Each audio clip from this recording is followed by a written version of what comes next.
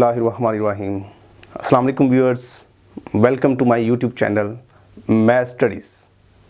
तो आइए चलते हैं आज के अपने मेन टॉपिक की तरफ, फंक्शन, जिसके लिए हमने तकरीबन पीछे कोई 10 वीडियोस बनाई सिर्फ फंक्शन को समझने के लिए। तो ये ज़रा गौर कीजिएगा, फंक्शन क्या है। फंक्शन समझने से पहले यहाँ पे मैं आपको एक चीज़ बताता जाऊँ। सबसे पहले आपने देखा कि सेट क्या होता है। सेट को आपने समझा, सेट से बात निकली, फिर कार्टेशियन प्रोडक्ट में हम आ गए। कार्टेशियन प्रोडक्ट से रिलेशन को समझा, रिलेशन से हम फंक्शन पे आने लगे हैं। फंक्शन बेसिकली एक रिलेशन ही है, ये एक रिलेशन है, बट इसके ऊपर एक कंडीशन है। A function f x to y, यानी आप ऐसे भी कह सकते हैं a relation from set x to set y is a function. हम तब कहेंगे कि एक रिलेशन फंक्शन है अगर सेट x में से हम कोई भी एलिमेंट लें, यानी जहां से आप सेट ऑफ इमेजेस ले रहे हैं, जिन एलिमेंट्स के आप इमेजेस ले रहे हैं उनकी बात की जा रही है।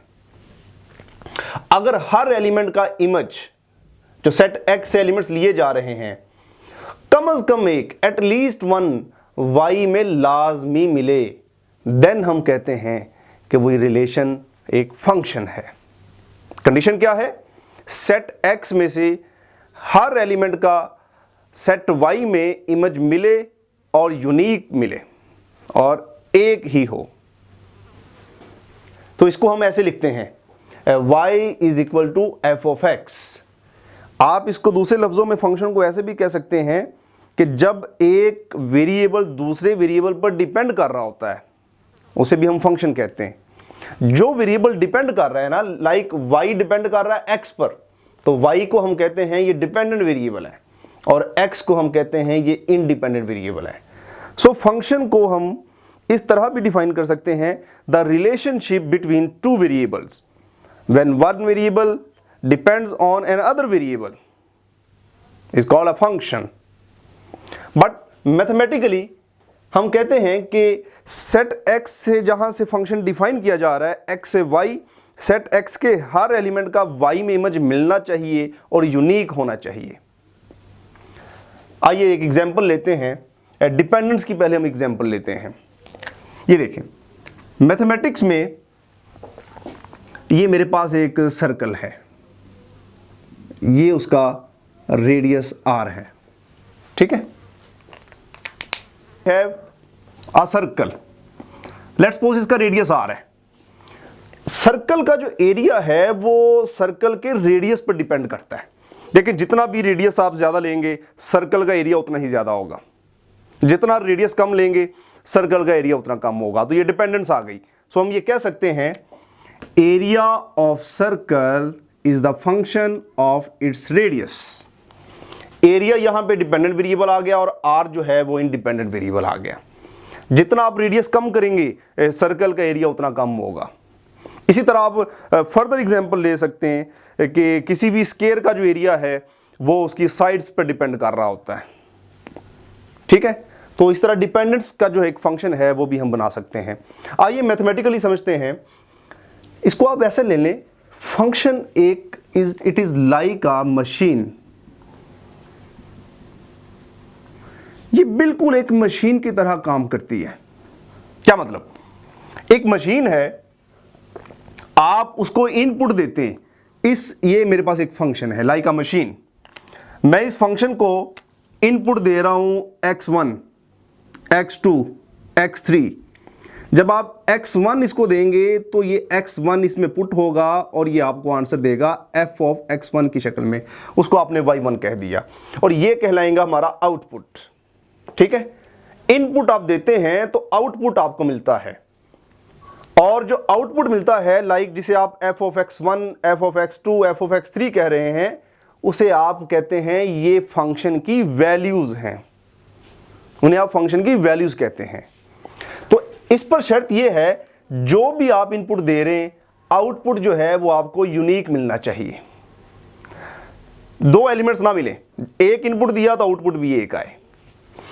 कभी ऐसा हो सकता है कि मेरे पास एक जूसर मशीन है, मैं उसमें अगर एप्पल का जूस निकालना चाहता हूँ, एप्पल डालता हूँ मशीन में और बाहर जो है वो मैंगो और केले का जो शेक मिक्स होकर निकल आए, it is not possible.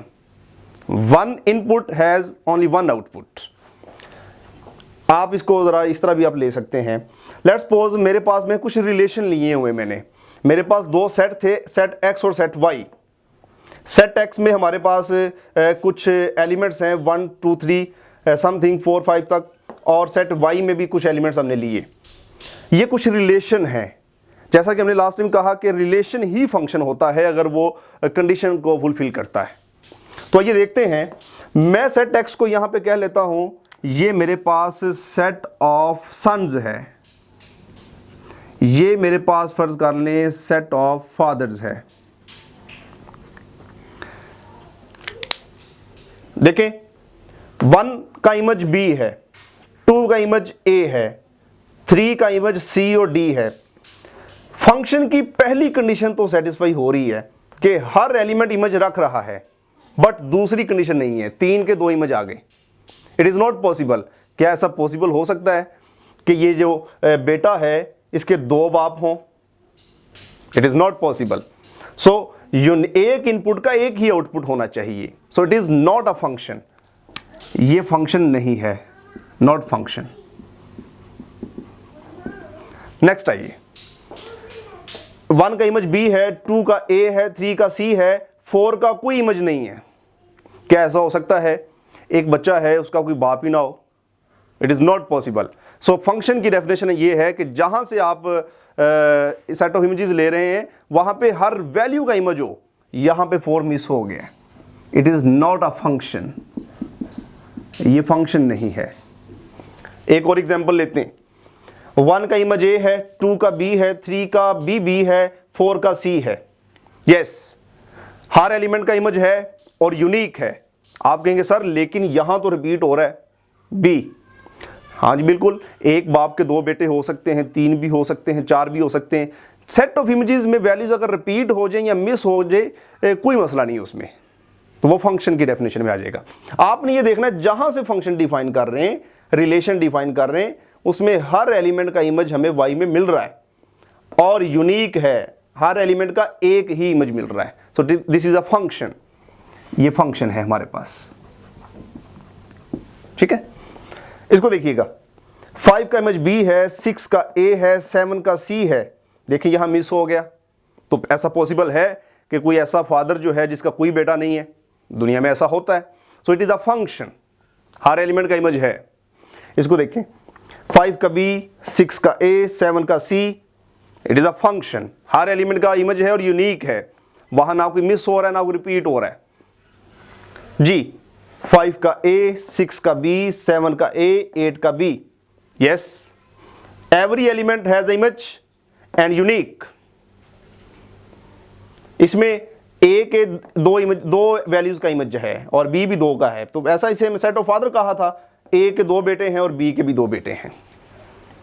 It is a function. मजीद समझिएगा, सेट X, 1 का इमेज B है, 2 का C है, 3 का C है। ये भी पॉसिबल है। 4 का A है लेकिन यहां मिस हो गया, यानी मिस भी हो सकता है, एक एलिमेंट 2 की इमेज भी हो सकते हैं। It is a function.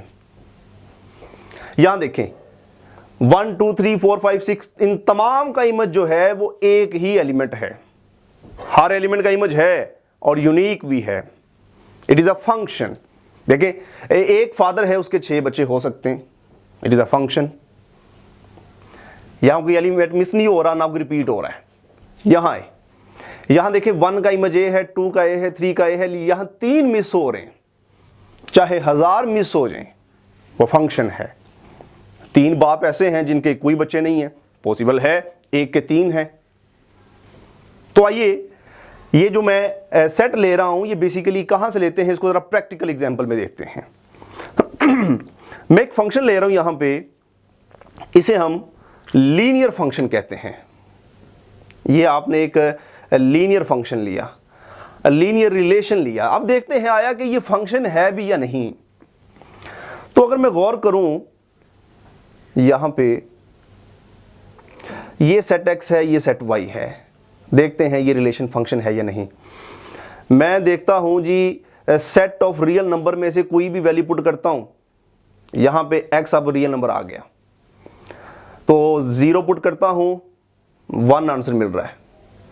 1 put किया 5 मिलता है, -1 किया तो हमारे पास -3 है।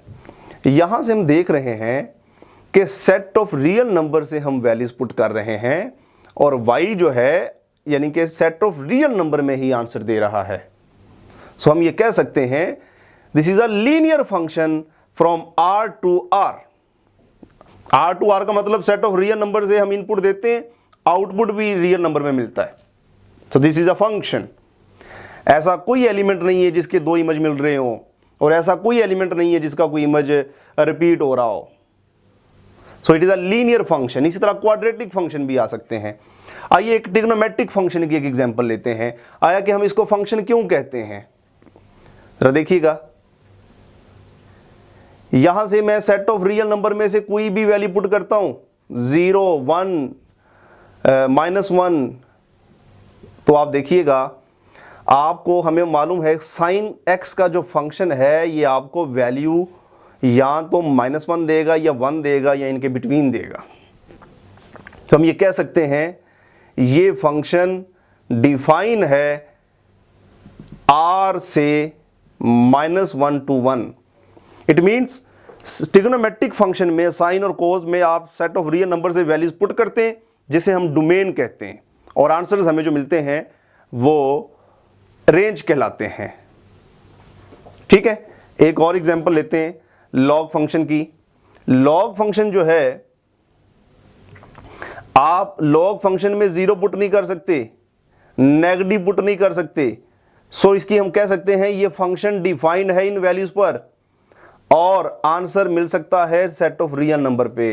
सो हम ये कह सकते हैं ये फंक्शन जो है 0 इन्फिनिटी से R में वैल्यूज देता है। It means this is set x, this is set y। 0 से इन्फिनिटी में आप वैल्यूज पुट करें, आंसर्स आपको R में मिलेंगे, रियल नंबर्स में मिलेंगे। ये फंक्शन इसमें डिफाइन है। इसको गौर कीजिएगा। ये मेरे पास एक एक्सपोनेंशियल फंक्शन है।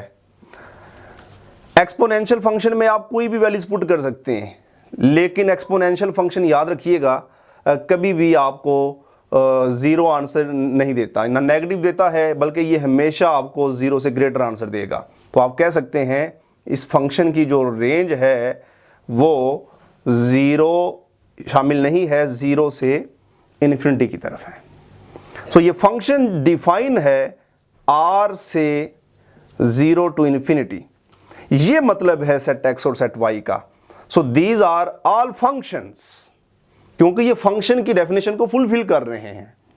ठीक है, तो हम सिंपली ये कह सकते हैं कि फंक्शन जो है आप इसको ऐसे ले लें, मेरे पास ये एक सेट x है और ये सेट y है।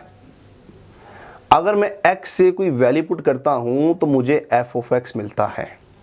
ठीक है, तो इसे हम ये कह सकते हैं यहां पे कोई एलिमेंट मिस ना हो और ना यहां कोई रिपीट हो। लेकिन यानी जहां से आप फंक्शन डिफाइन कर रहे हैं, नो मिस का मतलब है every element has image, no repeat का मतलब कि इमेज यूनिक होना चाहिए। y पे कोई कंडीशन नहीं है, y पे एलिमेंट मिस भी हो सकता है, रिपीट भी हो सकता है, वो हमने एग्जांपल्स देखी हैं। ठीक है, सो ये एक सिंपल एग्जांपल्स हमने ली कि फंक्शन क्या होता है। इंशाल्लाह नेक्स्ट वीडियो में आपके साथ मिलेंगे the types of the function, के फंक्शंस की हमारे पास टाइप्स कितनी है।